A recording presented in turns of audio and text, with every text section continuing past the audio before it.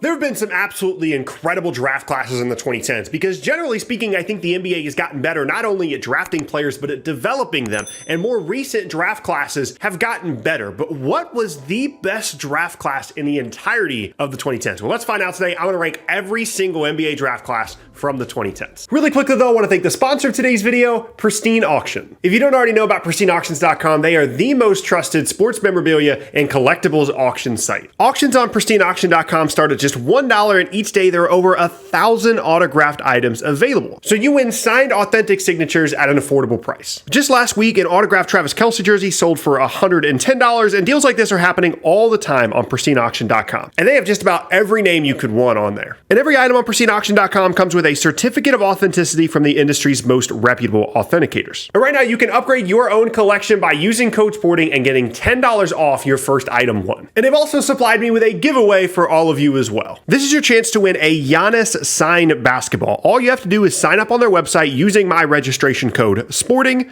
to be entered. The links are in the description. Again, you can use code SPORTING for $10 off your first win at Pristine Auction, and you can enter yourself in a giveaway to win that Giannis signed basketball as well. And thank you again to Pristine Auction for sponsoring this video. Now, as always in these ranking videos, we have to start with the worst. And unfortunately for me, I'm going to go with the 2015 NBA draft as the worst class of the 2010s. This is a class that has some absolute superstars. Karl-Anthony Towns, Devin Booker. The problem is that's kind of where it falls off for this class. You've got other guys like Porzingis, D'Angelo Russell, Justice Winslow. Like, things really start to fall off here. When you're talking about Miles Turner as one of the best players in the draft class, no disrespect to Miles Turner, and you're comparing it to some of these classes that are absolutely stacked and loaded, we're going to talk about later on in this video. Unfortunately, someone has to be last, and I think this class is. As good as Booker and Karl-Anthony Towns are, ironically, both on the same college team, the injury issues with Porzingis, who it looked like he was going to be really, really good to start his career, and now has been a little bit forgotten because of injury stuff. D'Lo did make an all-star team, but generally speaking, I think is a really overrated player. And unless you have an incredible amount of depth, which I think this class lacks, unfortunately, you're going to find yourself at the bottom of these rankings. And that honestly was the only easy ranking for me in the entirety of the video, because next up is the 2019 NBA draft. I was shocked when I decided to put this second to last. And really, the issue here is Zion. Like, if Zion's healthy, this is an entirely different conversation. I think you can make an argument for this to be like a top 3, top 4 class in this decade. The problem is, one, you're projecting a little bit with these guys, obviously, because the draft is so recent, but also Zion being hurt, Ja's situation is a little bit weird. And when you look at these other classes, you understand that at the top level, just all these other classes, generally speaking, are better. I like Garland.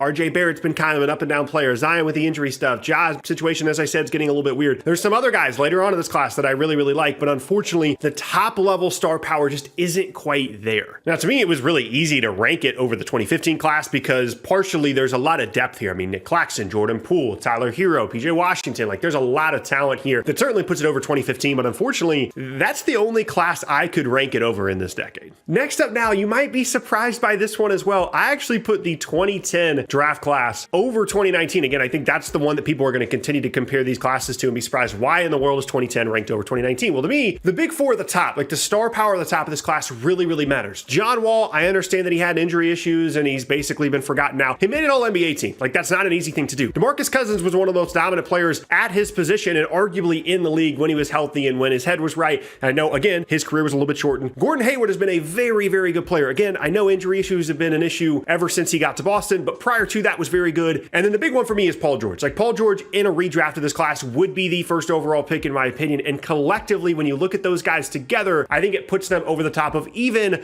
a class like 2019 that's talented and some of these other classes that it's ranked ahead of. It's really, really tough. And I think it's a little underwhelming to look at the class right now. But if you really sit down and think about the careers of those guys, all NBA caliber players, all 4 of them, I think this is the right ranking for this group. Okay, now from this point on, it gets really, really difficult. Those 3 classes that I covered for a variety of different reasons that I felt like were pretty clearly the bottom 3. From this point on, there's a lot of interchangeability. I mean, you're talking about you could put number 7 all the way at number 3 if you wanted to. Like, there's a lot to change here, okay? But next, I'm going to put the 2016 draft. And again, maybe it's a surprising one because the names, the star power is there, right? Like Ben Simmons, Jaylen Brown, Brandon Ingram, Jamal Murray, Pascal Siakam, Domantas Sabonis. There are stars all throughout this draft class. And again, it just speaks to the depth of all of these classes throughout the entirety of the 2010s. The Simmons thing really hurts. Ingram hasn't had that great of a year this year either, given all of his injury issues. And I think if those two guys were on their trajectory that they were on, 2 years ago, I think this is an entirely different conversation. Maybe it's a little bit too much recency bias. If you want to make that argument, that's fine. But overall, despite some of the great talents in this class, again, Siakam, Sabonis, like those guys really lift this class up. When you're looking at, Jamal Murray, who just missed an entire year and is still kind of coming back into form, and then the issues with Simmons and Ingram, I did have to bring them down a little bit, even though like Jaylen Brown is here. I mean, Buddy Hield, it's a really deep class, but I'm going to put them at this spot. Next up now is a class that at the time was widely assumed to be the worst class of the decade, and obviously that has not turned out to be true. And it's the 2013 draft. There is one reason, and one reason only, that this class has been saved, and that is Giannis Antetokounmpo. This is the Anthony Bennett draft. This is Victor Oladipo second overall, and then this is Giannis going 15th in this class. There's some other notable names. You've got Steven Adams, you've got Rudy Gobert, you've got, I think KCP is in this class,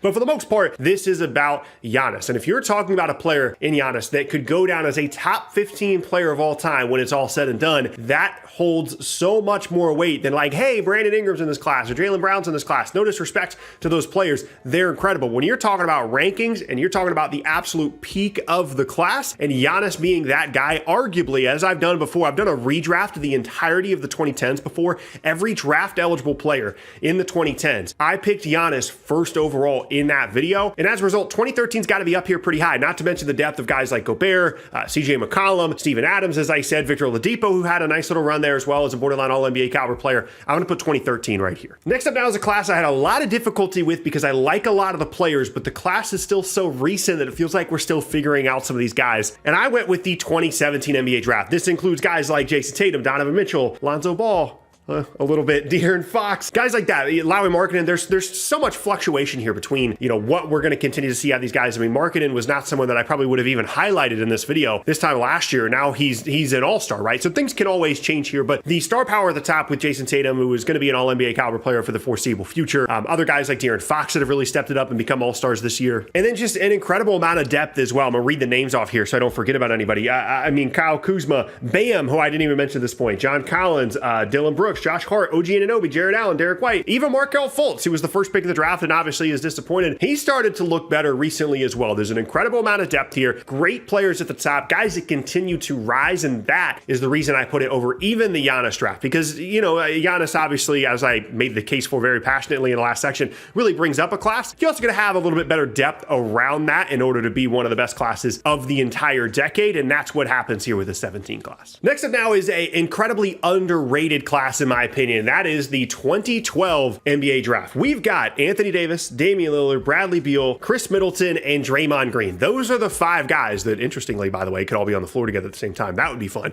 But those are the 5 guys that lift up this entire class. There are other players worth mentioning: Andre Drummond, Evan Fournier, Harrison Barnes, Dion Waiters, if you want to. But those 5 guys, especially the depth all the way into the second round with Draymond, you've got Chris Middleton in the second round, but Beal, Lillard, and Davis at the top. As much as we like to make fun of Anthony Davis in terms of his injury issues, things like that, him and Damian Lillard are both, all NBA caliber, top players at their positions respectively throughout the entirety of their careers once they really started getting going. And to me, that has to hold a lot of weight. Multiple stars and superstar level players at the very top of the draft class, I think pushes them above any class we've talked about so far. Next up now is probably my favorite class of the entire video, and is the 2018 NBA draft. Of course, this is Luka, this is Trey, this is DeAndre Ayton, this is Jaren Jackson Jr., this is SGA. There's so many talented players in this class, and the level of depth and all NBA young talent here is just unbelievable. Not to mention other guys like Mitchell Robinson, Jalen Brunson, Michael Porter Jr., Mikal Bridges. Like, we could look at a situation here by the time this class fully leaves the league. We could be looking at double-digit all-star caliber players, 5, 6 guys that made an all-NBA team. That's not something you say very often, not to mention the fact that they've got that top level talent as well, someone like Luka that's going to be a perennial MVP candidate for as long as he's in his prime, and that's something that you kind of have to have at this point, in my opinion. Either an incredible, unbelievable amount of depth or an MVP caliber player, or in the case of this class, both of those things combined. Speaking of MVPs, second to last now in the video is going to be the 2014 NBA draft. And of course, I'm referring to not only Nikola Jokic, but also Joel Embiid, who has performed at an MVP caliber level, the last couple of seasons of his career. You've also got Andrew Wiggins, Zach LaVine at the top of this class, Marcus Smart, Aaron Gordon, Bogdan Bogdanovic, Gary Harris, Spencer Dinwiddie, Jordan Clarkson, Julius Randle. An underrated class in my opinion. Everybody loves to talk about Embiid and Jokic because they're always compared to each other, and then of course they're in the same draft draft class, but